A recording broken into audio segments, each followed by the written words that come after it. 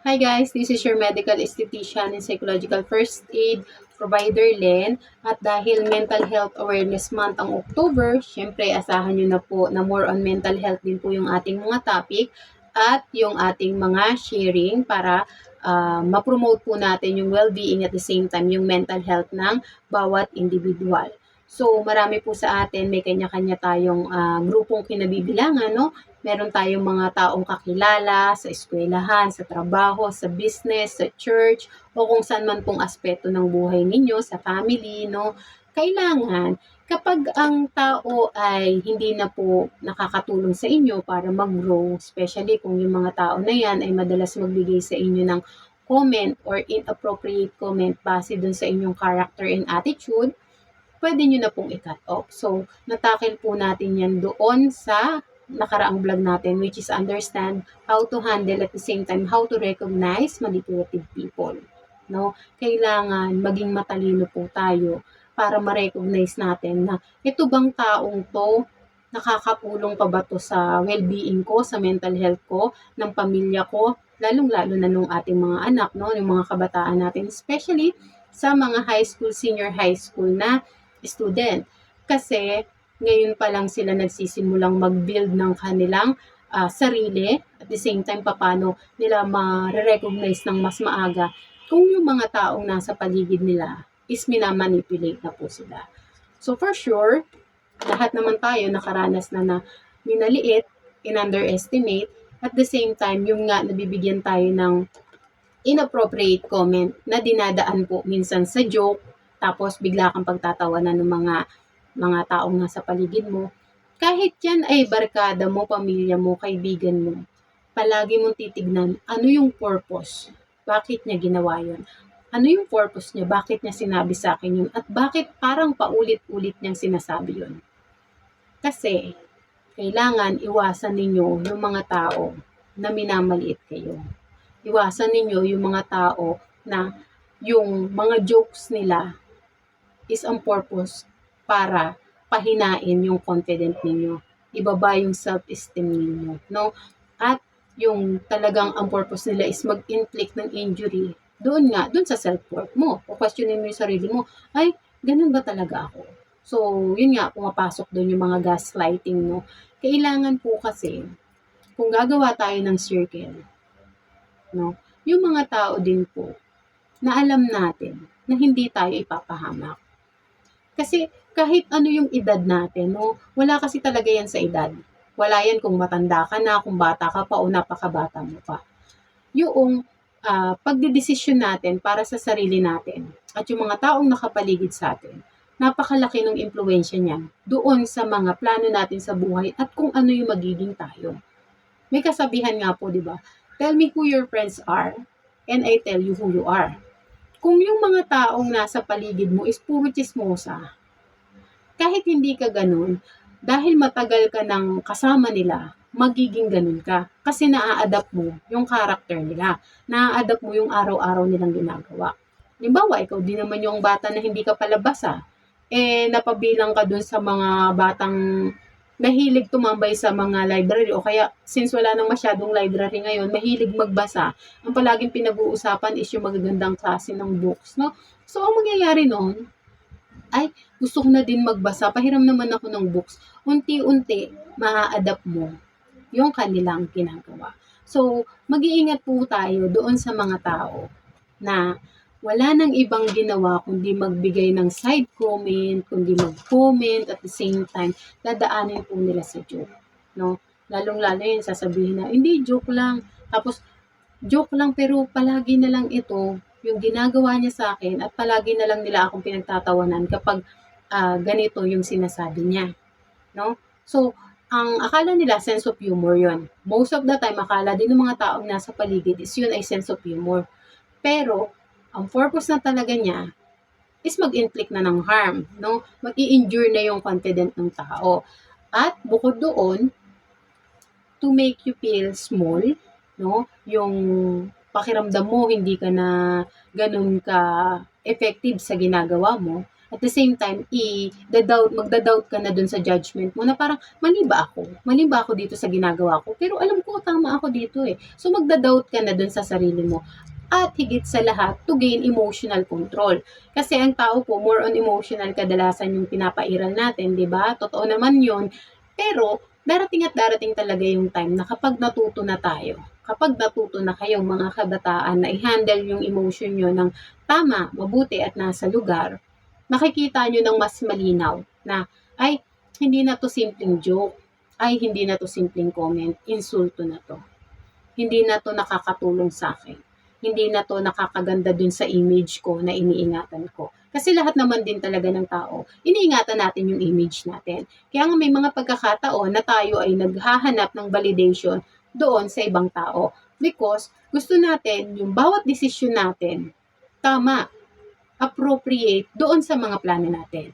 Pero kapag yung mga taong nasa paligid mo is kahit napakaganda, almost perfect na yung iyong plan, hinihingi mo lang yung kanilang komento o kaya naman kahit hindi mo hinihingi yung komento nila, is nagbibigay or nag-i-inflict ng doubt, no? Para mag-doubt ka din dun sa sarili mo. Hindi na maganda yun. Kasi yun nga po yung kanilang mga purpose, no? Para ikaw sa sarili mo, hindi ka rin mag-grow. So, nakakalungkot yun kasi minsan sa malalaking grupo, maraming ganun. Kaya nga dapat quality versus quantity yung pipiliin ninyo kapag magpapapasok kayo ng mga tao sa buhay ninyo. At the same time, dapat nakasegregate yan. Ibig sabihin, naka-profiling yan. Acquaintance lang, no? Sige, magkakasama tayo sa school, pero hindi tayo magkakaibigan. Magkakasama tayo sa trabaho, pero hindi ko kayo kaibigan. Kumbaga, nakikisama ka ng maayos, pero hindi ibig sabihin na kaibigan mo sila. Kasi pag sinabi pong kaibigan, ito yung sa hirap at ginhawa nandyan. No? Kasama doon yung loyalty. Pero syempre, again, yung loyalty ng isang tao, hindi po kasi yun hinihingi. Kusa po yung binibigay ng tao. Para rin po siyang respeto. No? Kusa yung binibigay ng tao mula sa kanyang puso. Kaya dapat meron po kayong ginagawang profiling. So, eto, kaibigan ko lang to. Kasi acquaintance ko lang to. Pero hindi ko siya kaibigan. Ito kaibigan ko to kasi sa hirap at ginhawa kasama ko siya. Nung hindi man kami palaging nagkikita, pero during the time na kailangan ko ng tulong, etong taong to, nandito to.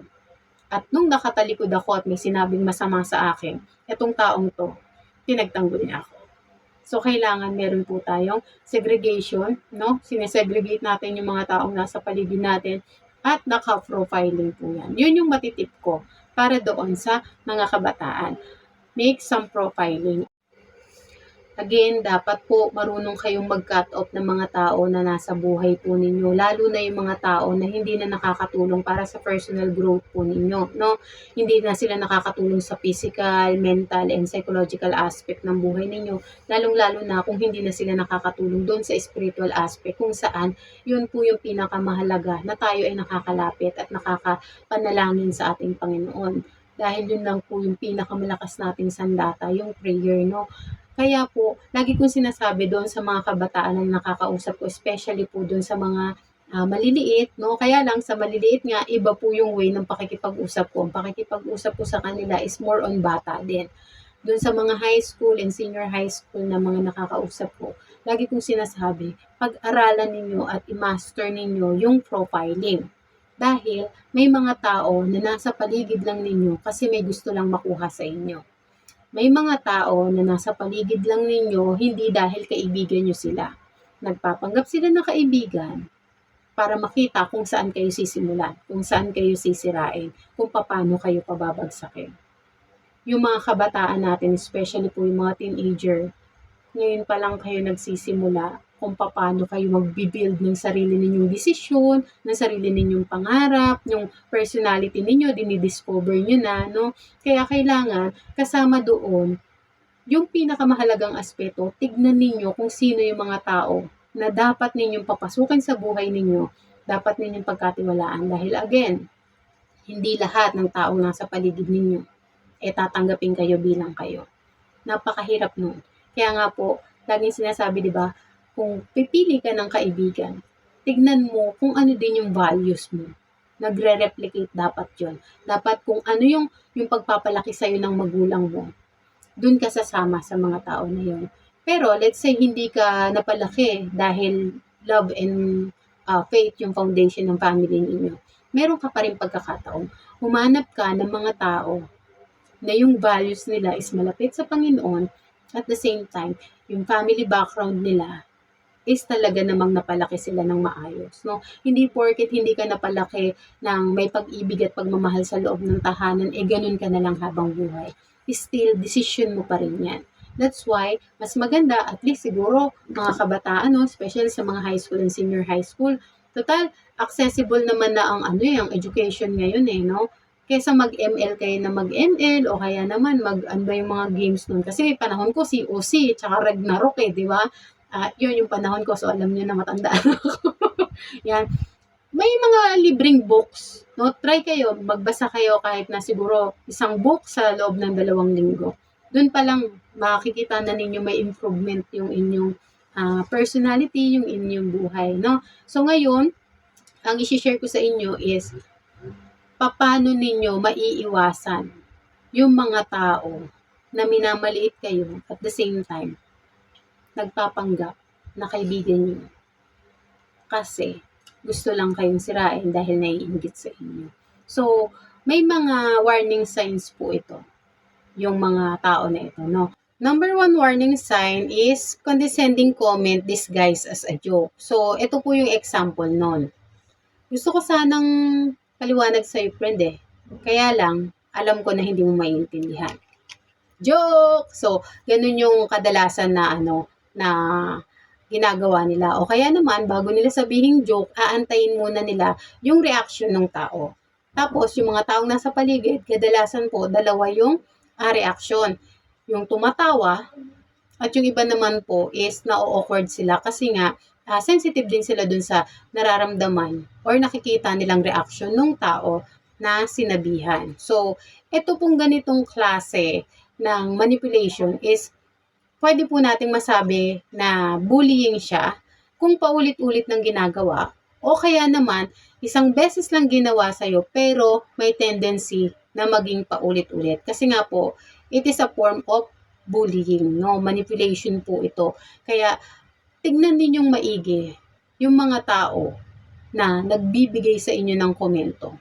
Kung paano nila binibigay yung komento at kung ano din yung nararamdaman ninyo during the time na binigyan kayo ng comment. At the same time, obserbahan ninyo kung sino-sino yung mga taong nasa paligid nila at kung ano yung reaksyon ng mga tao na nasa paligid nila. Especially sa inyong mga kabataan. Kasi syempre kabataan yan no? Kayo yung mga grupo-grupo ninyo, may grupong isa, tapos may grupo pa tong isa, tapos may iba't ibang klase pa ng grupo dun sa school. So, kailangan maging aware and sensitive kayo kung paano kayo tinatrato ng mga tao na nasa paligid ninyo. Kaedad man ninyo, mas bata sa inyo, o hindi. Okay? Kailangan maging sensitive kayo at maging observant kayo. Number 2 is backhanded compliment with criticism. Ang example naman po nito, kunyari sa isang grupo, sa isang section, pare-pareho kayong may kakayanan, may talino, no? Yung talagang academically talaga na may labanan. Kasi gano'n naman talaga, may mga tao talaga na magagaling sila sa academic, no? Tapos, syempre, dahil naiinggit nga sa iyo yung isang tao, no? Ang magiging comment niya or compliment niya, napakahirap mo naman talunin sa aspeto na yan. Nahihiya naman ako sa sarili ko. Pero, yung pinaka-purpose niya, again, para mapababa yung self-esteem mo, para magkaroon ka ng self-doubt, at the same time, kabaligtaran talaga nung ibig sabihin niya, yung gusto niyang iparating sa'yo. Ganon kadelikado yung mga tao na dinadaan nila or indirect yung kanilang mga pag-express ng kanilang emotion. Now, number 3, passive-aggressive. So, ito naman is yung indirect expression of anger. Halimbawa, mostly, hindi ko sinabi yan. Wala akong sinabing ganyan. Ikaw lang yung gumagawa niyan. Yun ang paniniwala mo. Sigurado ka ba? Yan. Medyo kahawig yan ng gaslighting, no? Na parang self-doubt ulit yung ini-inflict niya doon sa tao. Para hindi nga naman masyadong halata yung mga ginagawa niya. Number 4, masquerading concern and sarcastic tone. Ang example naman po nito ganito. Friend, huwag kang magagalit ha, pero kasi narinig ko, ganito daw pala kasi yung ginagawa mo, kaya ka nakakabayad ng tuition fee. Ganito daw pala kasi yung ginagawa ng magulang mo, kaya meron kayong ganyan. Totoo ba yun? So, makikita nyo yan, yung iba't ibang klase rin po ng body language. But not the least warning sign is condescending body language. So, hindi lang po yan verbally. Meron po yung mga non-verbal. Kagaya po doon sa lesson natin about sa bullying, meron po yung verbal and non-verbal. No? So, for example po ganito. Kanina, during the time na nagsasalita ako, from 1 to 4, makikita ninyo yung facial expression ko. May pataas-taas ng kilay, may pa-ilalim tumingin, may pa-ganyan-ganyan ng kamay, no? Pero again po, most of the time naman, naobserbahan ko to sa mga babae. Kasi mas maraming conflict ang nangyayari sa mundo nating mga babae kumpara sa mga lalaki. Pero for example, sa lalaki, no, madalas yan, ganyan lang, o kaya ganyan. So, yung iba, yun nga, yung dirty finger, no? Pero sa mga babae, maraming klase. Pwedeng, basta iba-iba. Alam nyo na yung ibig ko sabihin. Maraming klase ng body language na nagiging form or warning sign ng mga tao na nagpapakita na sila ay naiinggit sa inyo. So, for example, ito na nakita at na-observe ko to nung high school kami. Kasi yung school namin, sobrang liit lang noon. Tapos, yung daanan nung papuntang cafeteria ay parang 2 tao lang na shoulder to shoulder yung kasya. So, para magkasya kayo doon, medyo magtatagiliran kayo kasi sobrang liit lang talaga ng school namin. Lalo na yung papunta nung aming kantina, no? Yung cafeteria ang tawag yata sa iba doon. Basta canteen siya in English. Ngayon, ang natatandaan ko doon, merong mga grupo ng mga babae na pila-pila talaga sila. Tapos merong another group na talagang ang nangyayari, pagpasok ng isang girl, tinapakan, syempre yung palda namin, yung pagka medyo mabilis kang lumakad, yung magsusway siya ng ganun. Pagkasway ng palda, saktong tapak doon sa hamba. So, pagkatapak niya doon sa palda ng girl, natanggal yung hook. So, yun yung ibig sabihin. Pero walang sinabi yung girl na yun, yung nanapak. Wala siyang kahit na anong sinabi. Basta, wala lang. Inantay niya lang talagang dumaan yung isang babae. Tapos, tinapakan. Napahiya yung babae na natanggalan ng hook. Buti na lang nahawakan niya kaagad. So, hindi nakita kung ano man yung meron dun sa loob ng kanyang palda. So, again, mas maraming conflict ang nangyayari sa mundo nating mga babae kumpara doon sa mga lalaki. Kaya, medyo lang din tayo, maging sensitive lang din tayo, especially sa kapwa nating babae, no? Kaya nga tayo merong women empowerment na tinatawag. Hindi tayo magiging member nun kung tayo mismo sinasaktan natin yung kapwa nating babae. Regardless kung anong profesyon ang meron tayo, no? Hindi kasi yan ibig sabihin na ito yung profession mo, tapos ito lang tong isa, mamaliitin mo na. Hindi talaga dapat ganoon. Kailangan tayo ay maging tao. Okay? Kailangan, hindi lang yun sasabihin natin na tayo ay nag-church, tayo ay ganito yung profession, ganito yung kinikita natin. Hindi yun. Ang pinakamahalaga is maging tao tayo sa kapwa nating tao. Again, respect begets respect po. No? Kung ayaw mong gawin sa'yo, huwag mong gawin sa kapwa mo. Kasi meron lang mga tao kaya hindi sila kumikibo, kaya hindi pinagpapasa Diyos na lang nila kasi ayaw nila ng gulo. Pero mas nakakatakot ang taong marunong magpasa Diyos. Yun lang yung palagi kong masasabi sa ating mga kabataan at sa inyo po na nakikinig.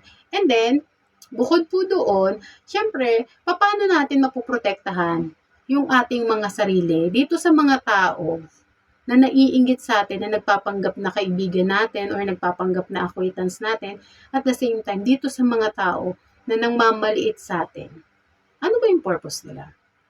Napakasimple ng purpose nila. Ang purpose nila is para magkaroon ka ng self-doubt, para pahinain yung self-worth mo, makagain ng emotional control, at the same time, mas maging angat sila sa'yo. Kaya nga yung lahat ng warning sign, iisa yung common denominator nun. Ang pinaka-common denominator nun is ipakita or mag-impose sila na mas malakas sila kaysa sa'yo, na mas magaling sila kaysa sa'yo, na wala kang kwenta, at the same time, hindi mo kaya yung mga bagay na inaakala mo na kaya mo. Why? Kasi yun sila. Yun yung pagkatao nila. Again po, hindi ninyo problema kung naiinggit sila sa inyo. Hindi ninyo problema kung minamaliit nila kayo. Ang pinaka-problemahin ninyo at focus ninyo is paano kayo magiging protected doon sa mga ganong klaseng tao. Paano ninyo po protektahan ang inyong sarili, ang inyong pamilya, ang inyong mga anak. Okay? Yung mga negosyo ninyo, o kaya naman yung inyong mga plano sa buhay sa mga ganitong klase ng tao. Kaya nga po, mas mabuti pa na wala tayong masyadong tao sa paligid natin. Pero kapag meron tayong mga taong kasama sa buhay natin, ito yung mga tao na alam natin na makakatulong sa atin at the same time, isusupport tayo. Kaya napakahalaga po na maprotektahan ninyo ang inyong mga sarili. Pag-aralan ninyo kung sino, anong klase ng mga tao yung nasa paligid po ninyo. Ito naman yung mga ways para maprotektahan ninyo ang inyong mga sarili doon sa mga tao na nagpapanggap na kaibigan ninyo, kasamahan ninyo, pero ang totoo, naiinggit sa inyo at the same time, minamaliit kayo para pabagsakin kayo, para panghinain kayo, no? Number 1, practice self-awareness. I-identify ninyo kung ano yung mga triggers ninyo. Kailangan alam ninyo kung ano yung mga bagay na gusto ninyo at ayaw ninyo. Again, kailangan alam ninyo kung paano kayo dapat itrato ng tao. Kung paano kayo dapat kausapin, kung paano kayo dapat pakitunguhan. Kasi, kung hindi, ituturing nila kayo base dun sa way na gusto nila kayong ituring. No? Again po, respect begets respect. No? Yung loyalty, hindi yan hinihingi. Kusa yung binibigay ng tao mula sa kanyang puso. So, hindi natin yun dapat i-expect sa kanila. Number 2, set clear boundaries. Ibig sabihin, yung palagi ko pong sinasabi sa mga vlog ko, kailangan alam ninyo kung hanggang saan lang din yung kaya ninyong itolerate at kung alin lang din yung kaya ninyong palagpasin. Surround yourself with positive influence. So, yun nga yung sinasabi ko dun sa nakaraang kong vlog na kailangan meron kang mga support system. Meron kang, alam mo kung halimbawang inagrabyado ka, alam mo kung saan ka lalapit at alam mo kung ano yung gagawin mo. And number 3, i-practice ninyo yung assertive communication. At the same time, yung self-compassion. Kasi kung kayo yung tipo ng mga kabataan or mga magulang no, or tao na naramdaman nyo na yung anxiety, yung depression, at the same time, feeling ninyo ang baba-baba nyo na, nagsiself-pity na kayo sa inyong mga sarili dahil sa paulit-ulit na ginawa sa inyo, no, ng mga taong nasa paligid ninyo, at nandun na, malalim na yung self-doubt ninyo. I-practice nyo ulit yung self-compassion. Sabihin nyo sa sarili nyo na kamahal-mahal ako, kagalang-galang ako, ka-respeto ako. Kasi lahat tayong mga tao, deserve natin yung respectful communication. Deserve natin na nire-respeto tayo. Why? Because tayo mismo given yung respeto natin sa ibang tao. Ako naniniwala ako na kahit gaano kabastos or kasama yung ugali ng isang tao, meron at merong tao yan na binibigyan niya ng respeto. Pero, kadalasan yung mga ganun, yung mga mas ahead sa kanila or mas superior sa kanila, no? Pero sa sarili nila, hindi na nila kaya yun ibigay. Kaya nga ganun yung nagiging actions and behaviors nila. No? Ulitin ko, hindi ninyo kasalanan yung behavior ng tao. Hindi ninyo problema yung behavior nila. Kasi sila yun. Sila yung nagdesisyon nun na sabihin yun, na gawing action yun, not because gusto lang nila. Pero kasi meron silang hinahanap sa sarili nila na kahit anong gawin nila, hindi nila makuha. Dahil alam nila sa sarili nila na hindi sila ganon. Pero kung bibigyan nila yung pagkakataon sa sarili nila na magbago, alisin yung mga bad behaviors nila, no? Pilitin na makakaahon at makakaahon sila. At pwede din tayong maging daan para sa pagbabago nila. Pero, bago tayo maging daan sa pagbabago ng ibang tao, kailangan natin baguhin yung sarili natin.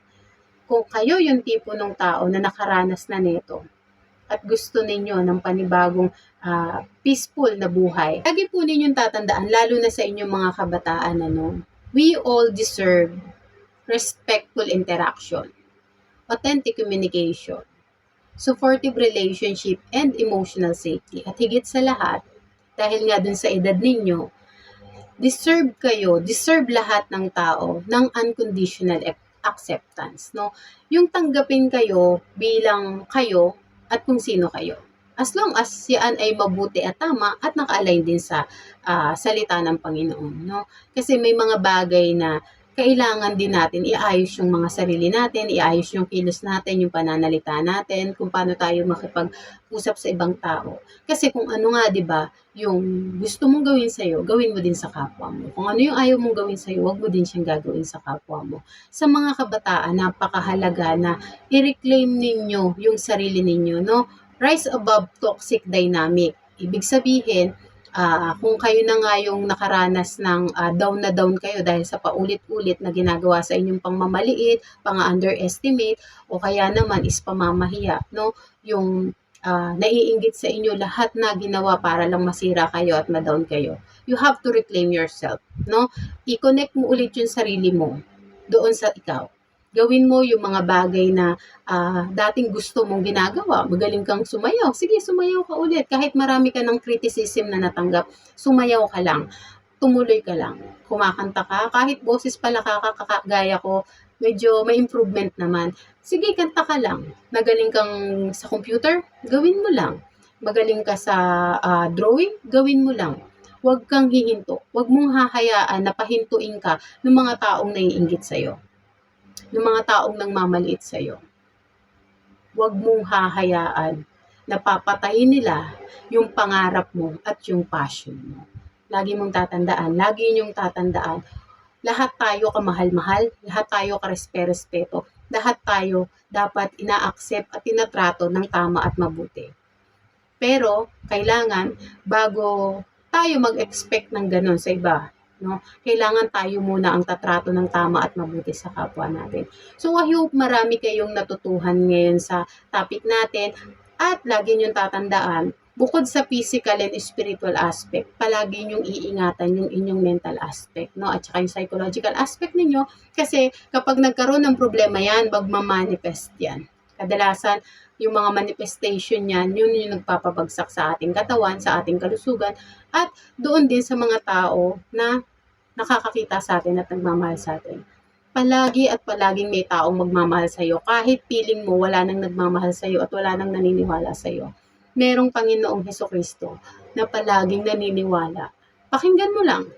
Baka akala mo yung magulang mo hindi ka sinusuportahan. Baka akala mo yung best friend mo tinalikuran ka na. Baka feeling mo yung mga tao sa school ninyo or sa trabaho mo or sa business mo, hindi sila nagtitiwala sa iyo. Again, sa nakaraang vlog natin, mga bata, mga kabataan, high school, senior high school, at yung ating mga toddlers, meron at maraming diniposito sa atin yung Panginoon. Tignan mo lang kung ano yung binigay niya sa'yo. Ano nga ba yung binigay sa akin, Lord? Binigyan ka niya ng buhay, binigyan ka niya ng talento, ng pangarap. Binigyan ka niya ng magulang, mabuti man yung magulang mo o hindi, meron at merong diniposito sa'yo yung Diyos. Kung saan, yun yung magiging puhunan mo. At huwag mong hahayaan na pababagsakin ka ng mga tao, no? Maging emotional resilient ka. At palagi ninyong tatandaan, no? Hindi kayo nag-iisa. Maraming tao ang nakaranas niyan at lahat tayo nakaranas niyan dahil bago pa tayo ilagay ni Lord dito sa mundo na to, yan na yung nakahain sa buhay. Pero again, ito yung nakahain sa buhay, dadaanan natin yun. Pero bago natin daanan yun, nandun na yung pag-ibig, pagmamahal, proteksyon, kapangyarihan, at probisyon ng Panginoon. Dadaanan natin yon nang nagrereklamo ba tayo o nagpapasalamat tayo. So, lagi ninyong tatandaan, yung buhay, hindi lang yan nakaangkla sa'yo, sa magulang mo, sa pera mo. Dapat nakaangkla yan sa Panginoong Hesukristo. Dahil kung wala yung Panginoon, wala rin tayong magagawa sa buhay natin. So again, maraming salamat at nawa ay marami kayong natutunan. God bless everyone!